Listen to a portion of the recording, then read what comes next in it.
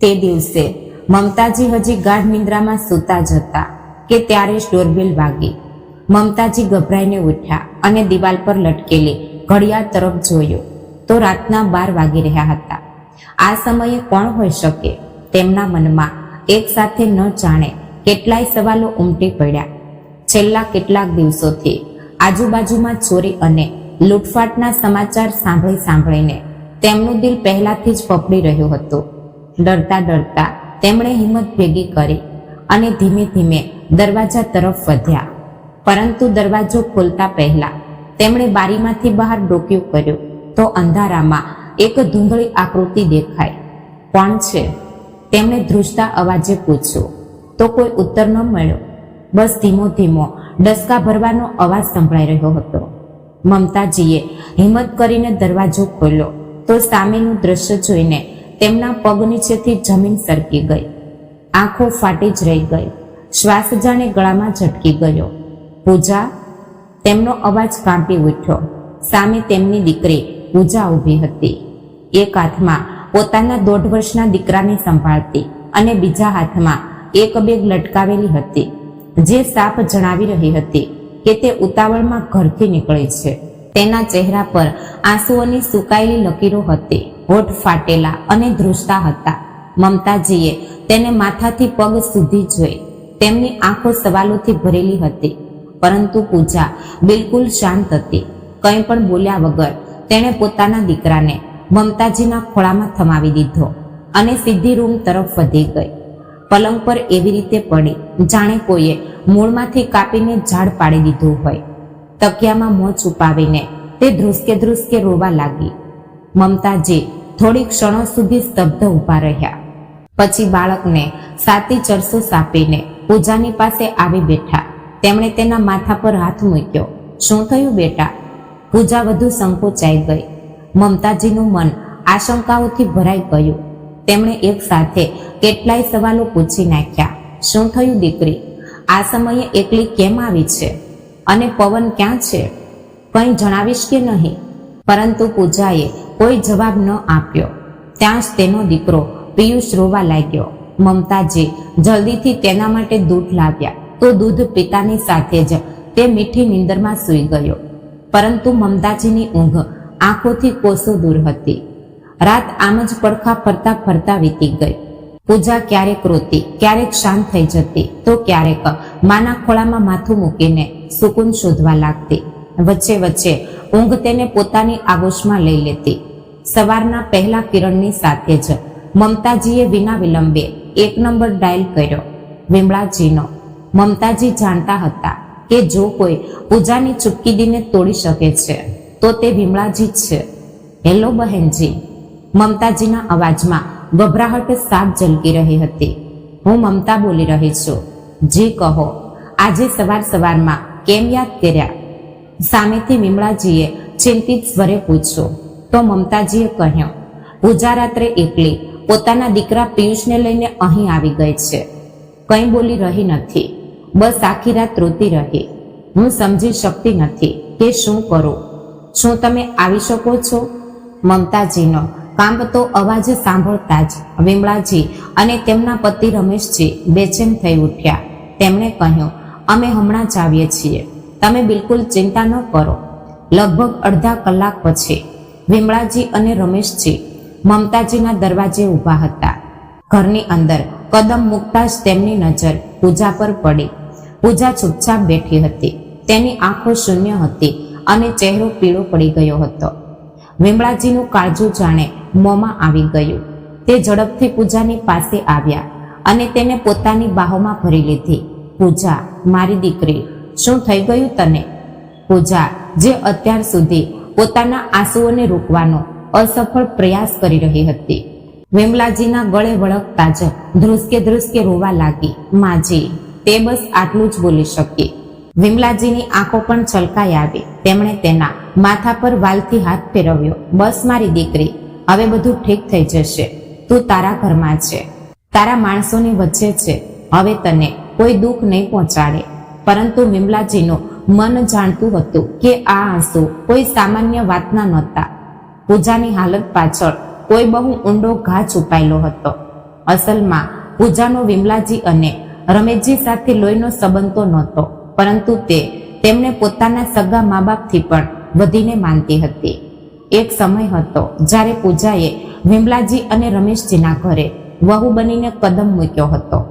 તે તેમના એકમાત્ર દીકરા સંજયની જીવન સંગીની બની હતી. ક્યારેક તે તેમના ઘરની રોનક હતી. વિમલાજી અને રમેશજી તેને પોતાની દીકરીથી પણ વધારે પ્રેમ કરતા હતા. પૂજાનો પણ તેમના પ્રત્યે અતૂટ લગાવ હતો. હસવું, રમવું, સંજયનું હર ક્ષણે મજાક કરવું, નાની નાની વાતો પર પૂજાને ખીજવવી અને પછી વિમલાજીનું પોતાના દીકરાને વઢીને વહુનો પક્ષ લેવો, આ બધું કોઈ સુંદર સપના જેવું હતું. પરંતુ કદાચ નિયતિને પૂજાની આ ખુશી મંજૂર નહોતી. લગ્નના 6 મહિના પણ પૂરા નહોતા થયા કે એક રાત્રે સંજયનું કાર અકસ્માતમાં મોત થઈ ગયું. વિમલાજીનું દિલ ટુકડે ટુકડે થઈ ગયું. દીકરાના ગમે રમેશજીની કમર હંમેશા માટે ઝુકાવી દીધી અને પૂજા તે તો જાણે અંદરથી પૂરી રીતે તૂટી ગઈ હતી. ના તે રોઈ, ના બોલી, બસ કલાકો સુધી છતને નિહાળતી રહેતી. પરંતુ પછી વિમલાજી અને રમેશજીએ પોતાને સંભાળ્યા. તેમણે નક્કી કરી લીધું કે પૂજાને આ રીતે તૂટવા નહીં દઈએ. તે આપણી વહુ નહીં, દીકરી છે. વિમલાજીએ દ્રઢ સ્વરે કહ્યું તો રમેશજીએ પણ સંમતિમાં માથું હલાવ્યું. પછી એક દિવસ એક સંબંધ આવ્યો. ભણેલો ગણેલો પવન નામનો યુવક, પરિવારમાં સંપન્ન અને વાતચીતમાં મધુર. બધાએ વિચાર્યું કે આજ એ નામ છે જે પૂજાને ફરીથી જીવનની ધારા પાર લઈ જશે. લગ્ન થયા. ના વધારે ધામધૂમ કે ના કોઈ શોર બકોર.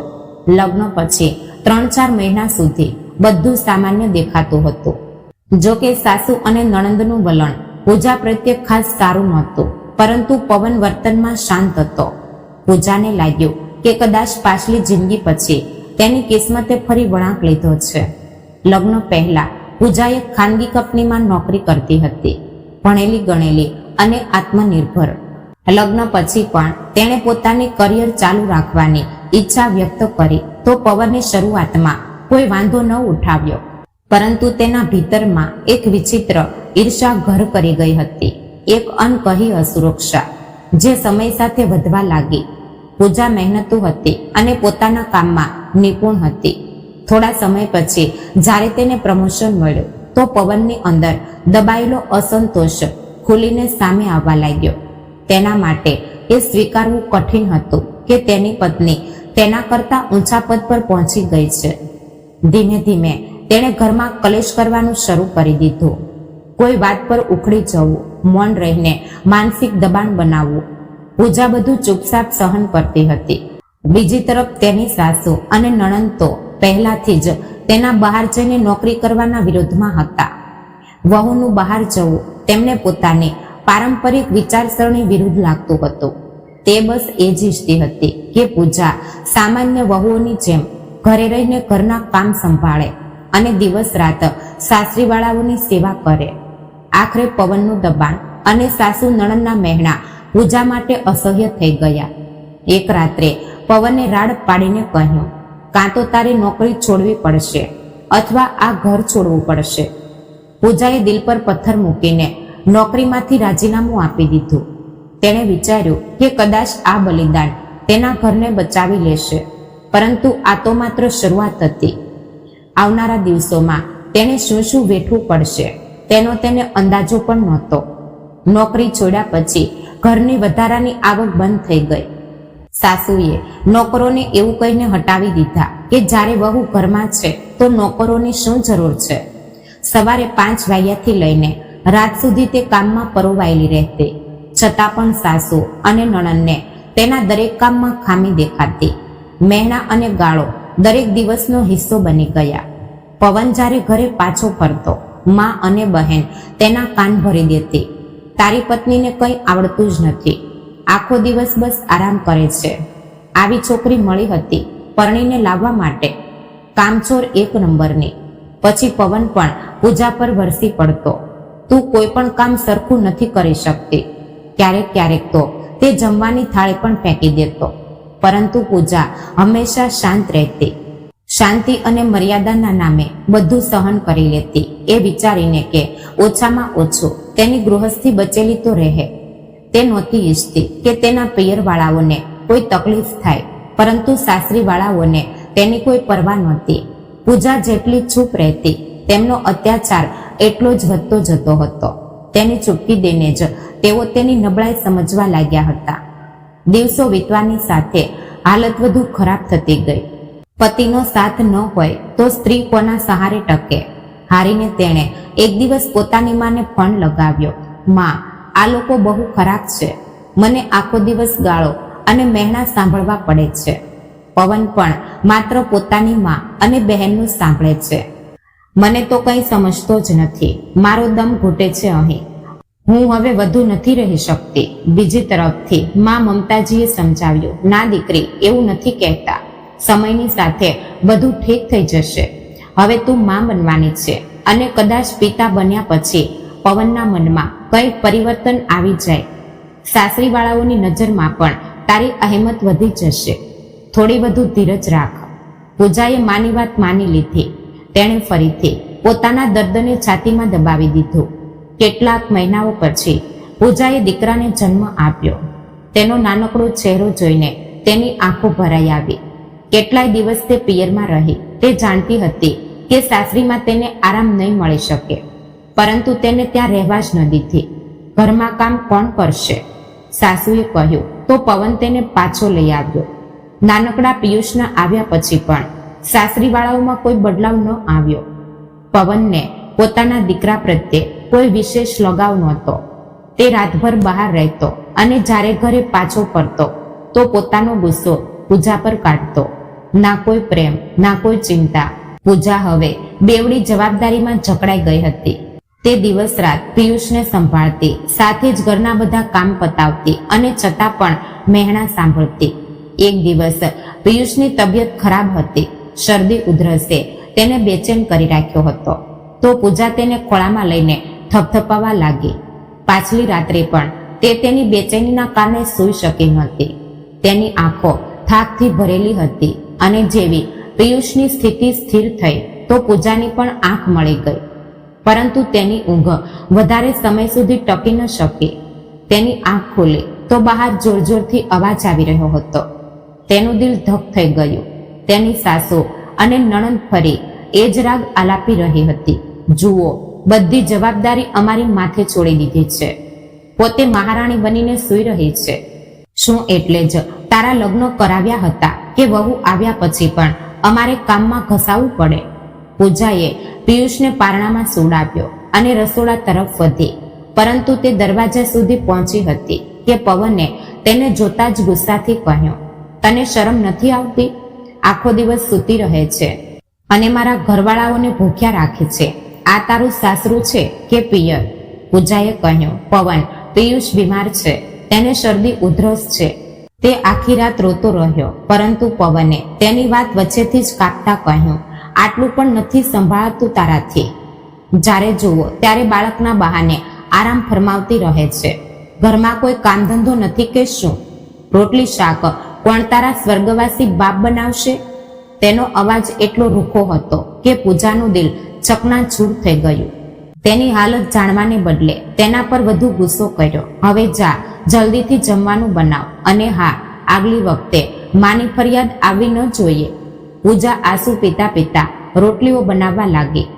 બધાને જમવાનું પીરસ્યું અને પછી પિયુષને સંભાળ્યો.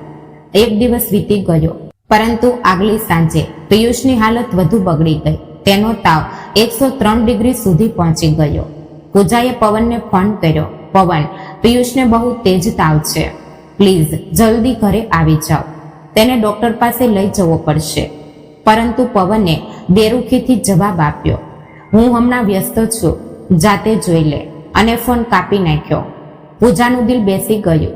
તે પિયુષને ખોળામાં લઈને બહાર નીકળી ઓટોની શોધમાં, પરંતુ કોઈ ઓટો ન મળી. પિયુષ જોર જોરથી રોઈ રહ્યો હતો. ત્યાં જ પડોશના શર્મા આંટીએ તેને જોઈ. અરે પૂજા, શું થયું? બાળક આટલું કેમ રોઈ રહ્યું છે? આંટી, પિયુષને તેજ તાવ છે. તેને હોસ્પિટલ લઈ જવો છે, પરંતુ ઓટો નથી મળી રહી. શર્મા આંટીએ તરત જ પોતાના દીકરાને અવાજ દીધો, રોહિત, ગાડી નીકાળ બેટા, પૂજાને હોસ્પિટલ લઈ ચાલ. રોહિતે પૂજા અને પિયુષને હોસ્પિટલ પહોંચાડ્યા. ડોક્ટરે પિયુષને દવાઓ આપી. ત્યારે જઈને પૂજાએ રાહતનો શ્વાસ લીધો. રાત્રે 9 વાગ્યે તે પિયુષને ખોળામાં લઈને ઘરે પાછી ફરી, પરંતુ તેને નહોતી ખબર કે ઘરમાં એક બીજું તોફાન તેની રાહ જોઈ રહ્યું છે. તે જેવી ઘરમાં દાખલ થઈ તો તેની સાસુ તેના પર તૂટી પડી. ક્યાં રખડતી હતી આટલી રાત્રે? અમારી નાક કપાવી દીધી તે. નણંદ પણ બેશરમીથી બોલી, સારું છે પડોશના છોકરા સાથે ગાડીમાં ફરી રહી હતી. અરે પોતાની નહીં તો ઓછામાં ઓછો પોતાના સાસરીવાળાઓની ઇજ્જતનો તો ખ્યાલ કર્યો હોત. આ સાંભળીને પૂજા સ્તબ્ધ થઈ ગઈ. છતાં પણ તેણે સંયમ રાખતા કહ્યું, માજી, પિયુષને તાવ હતો, હું તેને હોસ્પિટલ લઈ ગઈ હતી. રોહિતભાઈએ મદદ કરી, નહીતર તે આગળ કંઈ કહે તે પહેલા જ પવને તેને એક જોરદાર તમાચો ઝીકી દીધો. ચૂપ કર બેશરમ ઓરત, શરમ ન આવી તને? કોઈ પરપુરુષ સાથે રાત્રે ફરવા નીકળી ગઈ. મારી ઇજ્જતની તે મજાક બનાવી દીધી છે. પૂજાએ કાંપતા સ્વરે કહ્યું, આ તમે કેવી વાતો કરી રહ્યા છો જી? હું તો માત્ર પિયુષને હોસ્પિટલ લઈને ગઈ હતી. આમાં તમારી ઇજ્જતની મજાક કેમ બની જશે? ફરજ તો તમારી બનતી હતી પોતાના દીકરાને હોસ્પિટલ લઈ જવાની, તેનો ઈલાજ કરાવવાની, પણ તમે તો સાફ ના પાડી દીધી. જો કોઈ પડોશીએ મદદ કરી દીધી તો તેમાં પણ તમારી ઇજ્જત પર દાગ લાગી ગયું. આ સાંભળીને પવન વધુ ભડક્યો. તેણે પૂજાના વાળ કસીને પકડી લીધા અને ચિલ્લાયો, બહુ ચપડ જીભ ચાલવા લાગી છે તારી. પોતાની હદમાં રહે. ફાલતુ બકવાસ કરી તો તારો એવો હાલ કરીશ કે તારી માં તારો ચહેરો પણ નહીં ઓળખી શકે. પૂજા દર્દથી કરાહી ઉઠી. પવને તેને જોરથી જમીન પર ધક્કો મારી દીધો. તે ધડામ દઈને પડી ગઈ અને તે તેના પર ગાળોનો વરસાદ કરવા લાગ્યો. સામે બેઠેલી સાસુ નણંદ સંતોષભર્યા સ્મિત સાથે આ બધું જોઈ રહી હતી. ત્યાં જ સાસુ હસતા હસતા બોલી, બહુ સારું કર્યું બેટા, તે વધારે જીભ ખોલી ગઈ હતી આને. લગામ કસીને રાખીશ તો મગજ ઠેકાણે રહેશે આનું. પૂજાની સહન શક્તિની બધી હદો પાર થઈ ચૂકી હતી. તેણે પિયુષને છાતી સરસો ચાંપ્યો, એક બેગમાં કપડાં નાખ્યા અને રાત્રે 11 વાગ્યે ઘરથી નીકળી પડી. દરેક કદમ પર તેનું મન ડર અને હિંમત વચ્ચે ઝઝૂમી રહ્યું હતું.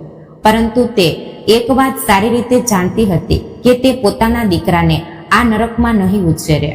તેની આ આપવીતી સાંભળીને બધાનું કાળજું કંપી ગયું. મમતાજીની આંખો આંસુઓથી ભીંજાઈ ગઈ. વિમલાજી અને રમેશજીનો ચહેરો ગુસ્સાથી તમતમી ઉઠ્યો. વિમલાજીએ કહ્યું, તે પવનની આટલી હિંમત કે મારી દીકરી પર હાથ ઉપાડ્યો, અને તું પૂજા, તે પણ ચૂપચાપ સહન કરી લીધું. આ દુનિયા બહુ તેજ છે દીકરી. ચૂપ રહેવાવાળાઓ સાથે આવું જ થાય છે. સ્ત્રીની ખામોશીને આ દુનિયા તેની નબળાઈ માને છે. તું ચૂપ રહી એટલા માટે તેમણે તારા પર જુલમ કર્યો. તારે પણ જવાબ આપવો પડશે, એ પણ યોગ્ય રીતે. પૂજાની આંખો નમ હતી, પરંતુ તેમાં એક વિચિત્ર ચમક હતી, જાણે વર્ષોની ગૂંગળામણને કોઈ રસ્તો મળી ગયો હોય. માજી, તમે સાચું કહી રહ્યા છો. બહુ સહન કરી લીધું મેં, હવે નહીં. રમેશજી અત્યાર સુધી ચૂપ હતા.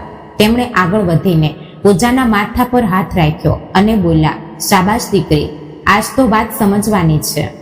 તારા ચૂપ રહેવાથી જ તે તારા પર હાવી થઈ ગયો. હવે સમય છે કે તું તારા આત્મસન્માન માટે ઊભી થા. સંબંધોમાં સમજૂતી જરૂરી હોય છે બેટા, પરંતુ જ્યારે કોઈ સંબંધ તમારા આત્મસન્માનને કચડવા લાગે તો તેને નિભાવવો પાપ છે. અમે જાણીએ છીએ કે તારા સાસરીવાળાઓ પર ભરોસો કરવો આસાન નથી, પરંતુ બેટા એ પણ સાચું છે કે દરેક સંબંધને એક તક મળવી જોઈએ. પૂજાએ ધીમેથી માથું હલાવ્યું. ત્યાં જ વિમલાજી બોલ્યા, દીકરી, મને લાગે છે કે એકવાર વધુ તારે પ્રયત્ન કરવો જોઈએ. જો તે નહીં સુધરે તો અમે પોતે તને આ સંબંધમાંથી આઝાદી અપાવશું. સમાજના ડરથી અમે તને એ નરકમાં નહીં મોકલીએ, આ મારું વચન છે. પૂજાએ મૂંઝવણભરી નજરે વિમલાજી તરફ જોયું. માજી, તો શું હું પાછી જતી રહું? જો હું ગઈ તો તે લોકો મારી મજાક ઉડાવશે. ત્યાં જ રમેશજીએ કહ્યું, કોણે કહ્યું દીકરી કે તું અત્યારે જ પાછી જા? હાલમાં તો આરામ કર. આટલા દિવસો પછી તને શાંતિભર્યું વાતાવરણ મળ્યું છે. અત્યારે ક્યાંય જવાની જરૂર નથી. તારા પિયરમાં રહે. 2-4 દિવસ અહીં આરામ કર. પછી તેમણે હળવું સ્મિત કરતા કહ્યું, પછી તારા બીજા પિયરમાં આવી જજે. અરે, કેટલાક દિવસ અમારી સાથે પણ તો રહીશ ને. તારા લગ્ન પછી તો અમે તને મળવા માટે તરસી ગયા છીએ. પૂજાના હોઠ પર હળવું સ્મિત તરી આવ્યું. કેમ નહીં બાબુજી, હું જરૂર આવીશ. થોડી વાર પછી જતા સમયે વિમલાજીએ કહ્યું, એક વાત સાંભળ દીકરી, હવે તારે તારા સાસરીમાં ફોન કરવાની બિલકુલ જરૂર નથી. તું હવે તારી જિંદગીની માલિક છે, સમજી? તો પૂજા હસી પડી. હવે પૂજા પોતાની માના ઘરે હતી. મમતાજીને હવે પોતાની દીકરી સાથે સમય વિતાવવાની તક મળી હતી અને તેમનું મન હળવું થઈ ગયું હતું. પૂજા પણ હવે ધીમે ધીમે ફરીથી ખિલખિલાટ કરવા લાગી હતી. મમતાજી સવારે તેને ગરમ દૂધ અને પરાઠા ખવડાવતા અને દિવસમાં પિયુષ સાથે રમતા. પૂજાને જોઈને લાગતું હતું કે જાણે તેના ચહેરા પરથી ઉદાસીના પડ હટી રહ્યા છે. રાત્રે મા દીકરી મોડે સુધી વાતો કરતી. એક અઠવાડિયા પછી પૂજા પિયુષને લઈને વિમલાજી અને રમેશજીના ઘરે પહોંચી. જેવી તેણે ઘરની ચોખટ પાર કરી તો વિમલાજીએ તેને ગળે લગાવી લીધી. આવી ગઈ મારી દીકરી. તેમના અવાજમાં એટલો પ્રેમ હતો કે પૂજાની આંખો ભરાઈ આવી. રમેશજીએ પિયુષને ખોળામાં લીધો અને હસતા હસતા બોલ્યા, અરે, આ તો આપણો રાજકુમાર છે. વિમલાજીએ પૂજાનો પૂરો ખ્યાલ રાખ્યો. પૂજાને એવું લાગી રહ્યું હતું જાણે તે ફરીથી એ સમયમાં પાછી આવી હોય જ્યારે તે સંજયની પત્ની હતી અને તેમનું ઘર ખુશીઓથી ભરેલું હતું.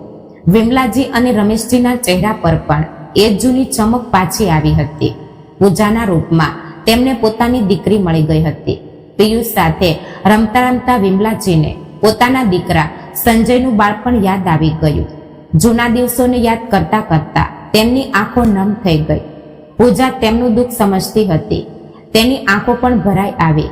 પછી વિમલાજી બોલ્યા, સંજય તો ચાલ્યો ગયો દીકરી, પરંતુ તું તો અમારી દીકરી છે. તને જોઈને લાગે છે જાણે તે ફરીથી અમારી વચ્ચે છે. દીકરો તો હું ગુમાવી ચૂકી છું, પરંતુ હવે પોતાની દીકરીને ગુમાવવા નથી માંગતી. એટલા માટે તારે મજબૂત બનવું પડશે. પૂજાની આંખોમાંથી પણ આંસુ છલકાઈ આવ્યા. તે વિમલાજીના ખભા પર માથું મૂકીને રોવા લાગી. માજી, મેં બહુ કંઈ ગુમાવ્યું છે. તમે મને જીવવાની હિંમત આપી.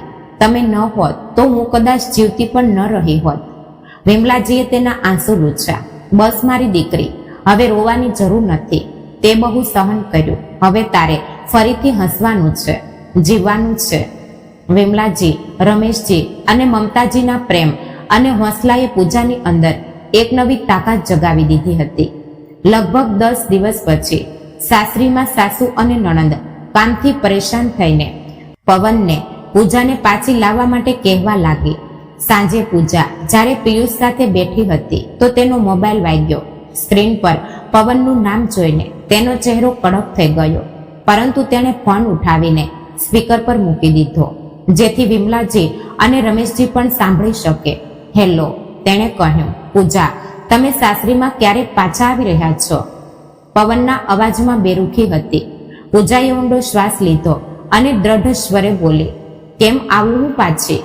ફરીથી એ જ જુલ્મ સહન કરવા, મહેણા સાંભળવા કે તમારા થપ્પડ ખાવા?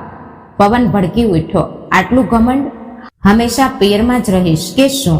કોણ રાખશે તને ત્યાં? અને પિયુષને બાપ વગર કેવી રીતે ઉછેરશે? ત્યાં જ વિમલાજીએ ફોન પોતાના હાથમાં લીધો. હું પૂજાની માં બોલી રહી છું અને મારે તમારા મા બાપ સાથે વાત કરવી છે, અત્યારે જ, આ જ ક્ષણે. પવન હબકાયો. તમે કોણ? હું વિમલા બોલી રહી છું, પૂજાની બીજી માં. અને યાદ રાખજે, હવે પૂજા તમારી ગુલામ નથી. જો તે કે તારા ઘરવાળાઓએ તેને ફરીથી હેરાન કરી તો હું એવો પાઠ ભણાવીશ કે તમારી 7 પેઢી યાદ રાખશે. આ સાંભળીને પવન અને તેની માં બંને હક્કા બક્કા રહી ગયા.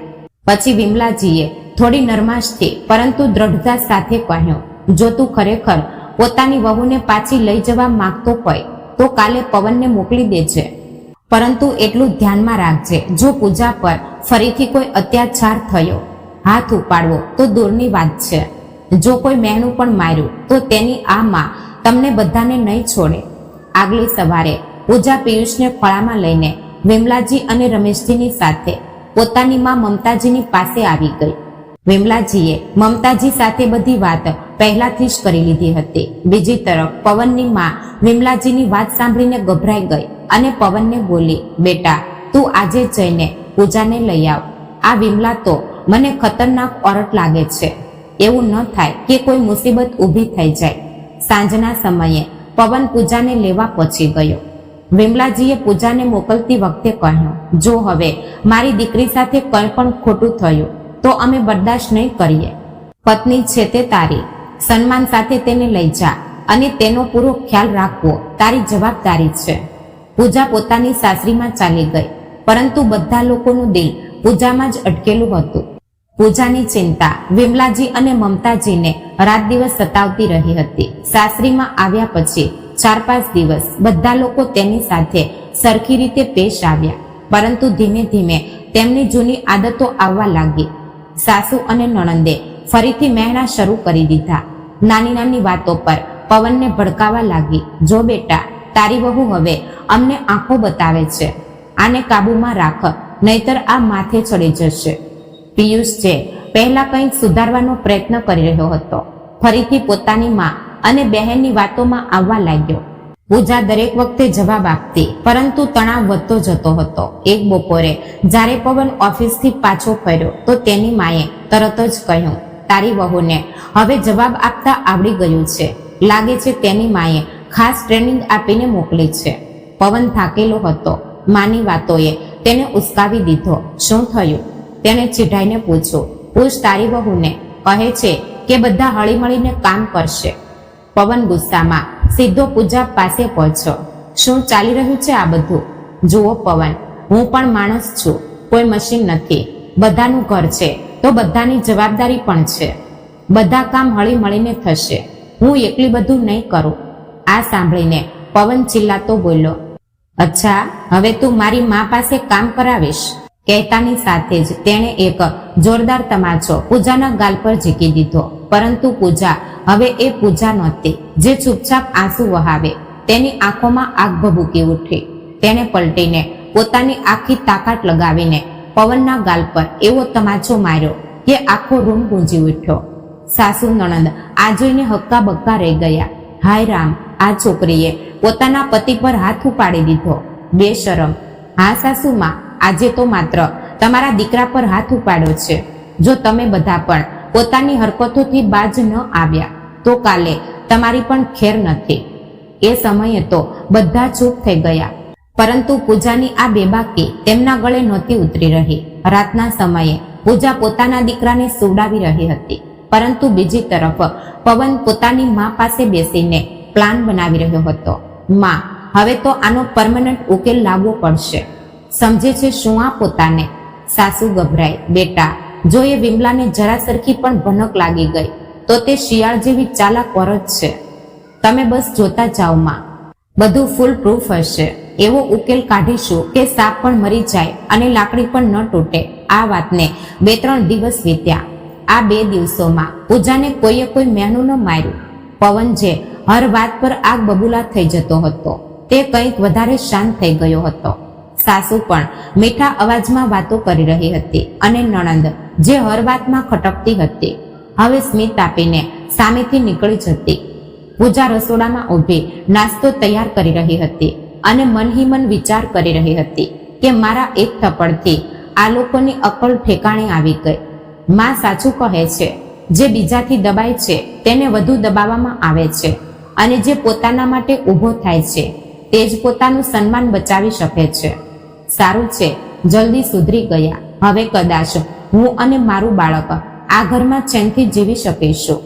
નાસ્તો પતાવીને તે જેવી કિચનમાંથી નીકળે તો સાસુએ બહુ પ્રેમથી અવાજ દીધો, પૂજા, પિયુષ તો અત્યારે સૂતો છે, તું જઈને કપડાં ધોઈ લે, બપોરનું જમવાનું હું બનાવી લઈશ.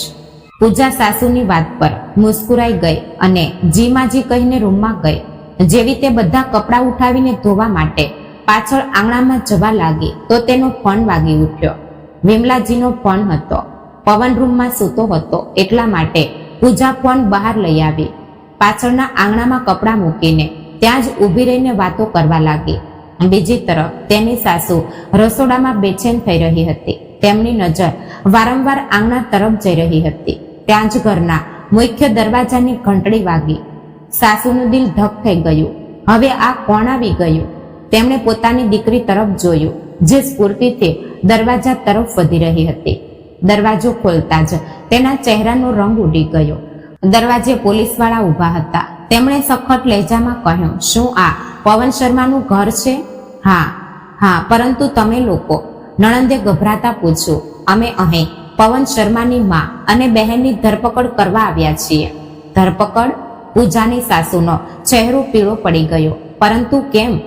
ત્યાં જ પૂજા પણ ત્યાં આવી ચૂકી હતી. મહિલા ઇન્સ્પેક્ટરે કાગળ કાઢ્યો અને સખત લહેજામાં કહ્યું, તમારા ત્રણેય પર પૂજા વિરુદ્ધ હત્યાનું કાવતરું ઘડવાનો આરોપ છે.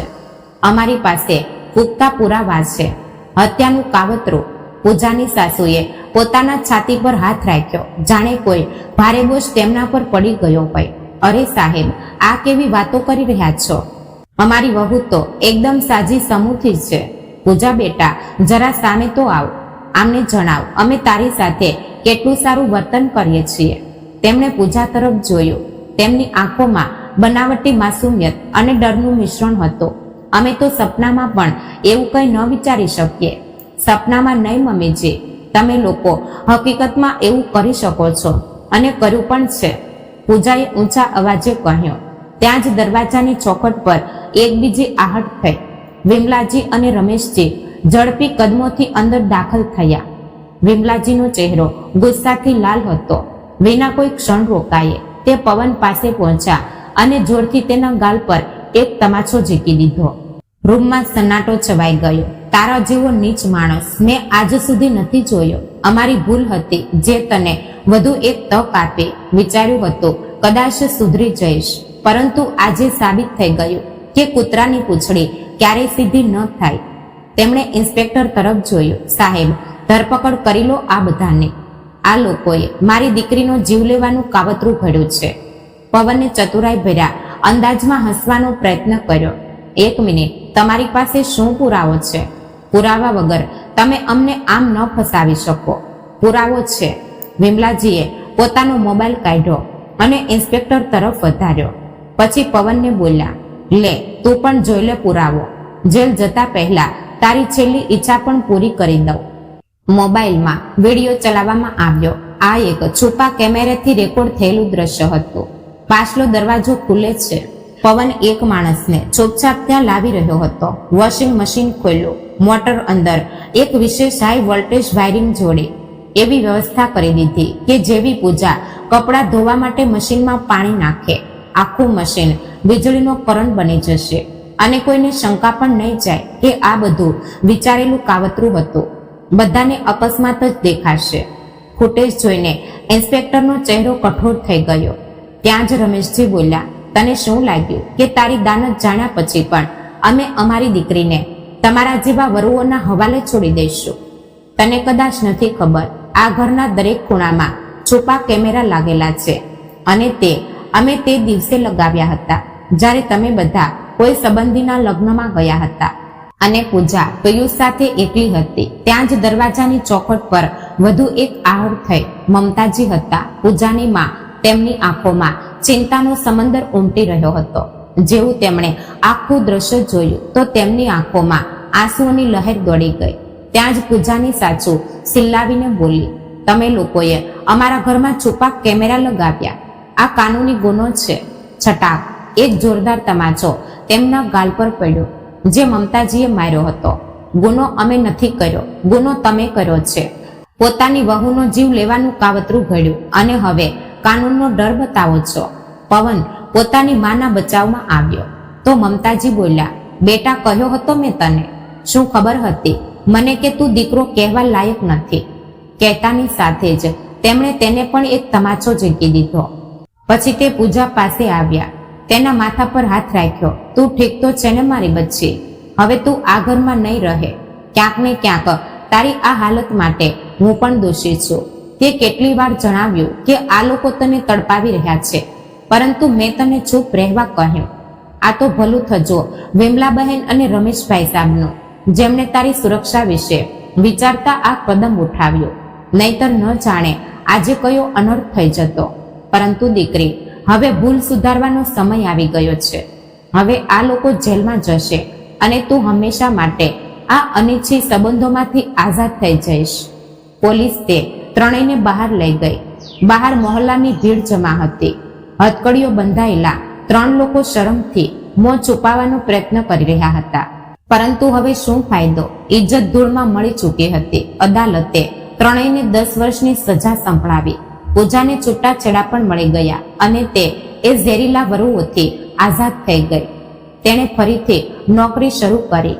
એક જાણીતી મલ્ટીનેશનલ કંપનીમાં તેને નોકરી મળી. તેની પાસે અનુભવ પણ હતો અને આત્મવિશ્વાસ પણ.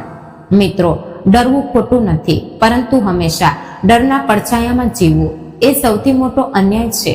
તો મિત્રો, વિમલાજીએ પૂજાના સાસરિયાવાળો સાથે સાચું કર્યું કે ખોટું?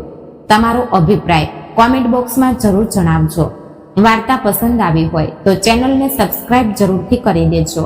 જય શ્રી કૃષ્ણ. રાધે રાધે. હર હર મહાદેવ.